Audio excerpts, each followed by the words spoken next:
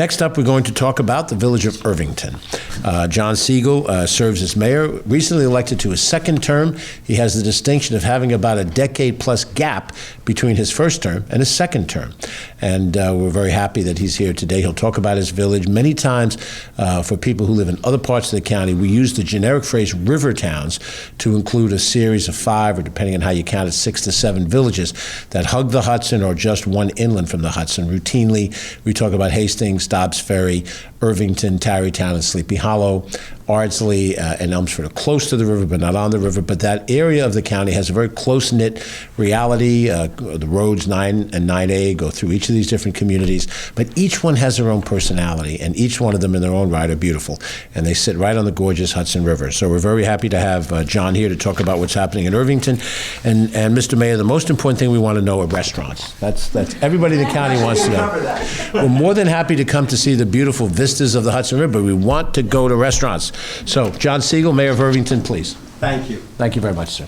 Thank you, Mr. County Executive, for the gracious introduction and for the opportunity to talk about one of my favorite subjects, which is Irvington. First topic is Irvington's focus on the environment. Irvington has a green policy task force that's a thriving community of about 35 active volunteers who lead dozens of environmental initiatives and build resilience for the village. These initiatives include educational materials to support our gas-powered leaf blower ban, which I think was, if not the first in the county, one of the first in the county, and a climate action plan that we will actually adopt in a meeting tonight.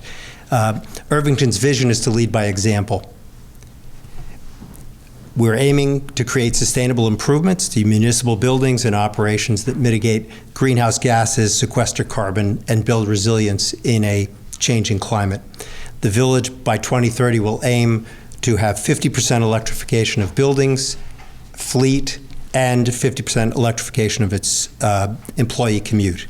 We're also going to install solar and battery storage and implement additional sustainability policies governing municipal operations and waste. Just as an example of Irvington's accomplishments, the Westchester County Department of Environmental Facilities selected Irvington's DPW as a recipient of the 2024 ECHO Award for having the highest waste percentage reduction in Westchester County in 2023. I also want to thank the county for its support of Irvington's electric vehicle initiative. We have pending a substantial county grant that will enable the village to install as many as 50 additional chargers in 10 locations throughout the village. Now my second topic, which is more of an invitation, which is an invitation for everyone to please visit Irvington.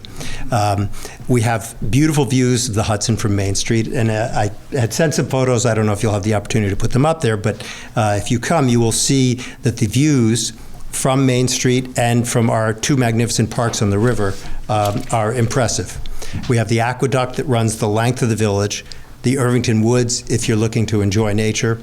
We also have some extraordinary restaurants to address the county executive's request. That includes ranging from fine dining to delis, coffee, and bakery shops. There must be over 20 in our business and waterfront districts. So I encourage everyone to come to Irvington, sample our parks and restaurants and our Sunday farmers market, and to see the bulldog statues that were installed by Irvington's Arts and Culture Committee for our June 2nd Bulldog celebration. And if you need another reason to visit Irvington, we have a Juneteenth celebration from 1 to 5 p.m. this Saturday at Villa Luara, which is 67 North Broadway. We're honoring the legacy of Madam C.J. Walker, a remarkable black woman who's recognized as the first female self-made millionaire in America and who had Villa Luaro built as her home in Irvington. So let me just close by thanking County Executive George Latimer for letting me speak about Irvington and for previously making a point of coming to Irvington Village Hall with his staff to show support for the village and talk about ways that we can work together. Thank you. Thanks very much. Thank you. Appreciate it. Thank you very much. That's John Siegel, who's the mayor of the village of Irvington. And as we look forward, John, to working with you and your team, we say this every week to a different group of village and town and city officials. I want to emphasize how important it is for the county government to see itself as a partner with local governments. There are pressures that exist in local governments without necessarily all of the resources to deal with those issues. But the people that the villages, the towns, the city represents, the same people that the county represents. And we have to find ways to work together. We have separate responsibilities, the way the state government structures this. Municipal governments do certain things and county governments do other regional local services. But having been a municipal official myself all those years ago in my home community, I always thought it was essential for the county to be there when we can be, and that means financially and in manpower. So hopefully we'll work together on these things and accomplish things that are important to you and to each of the other communities. So thank you again, Mayor John Siegel.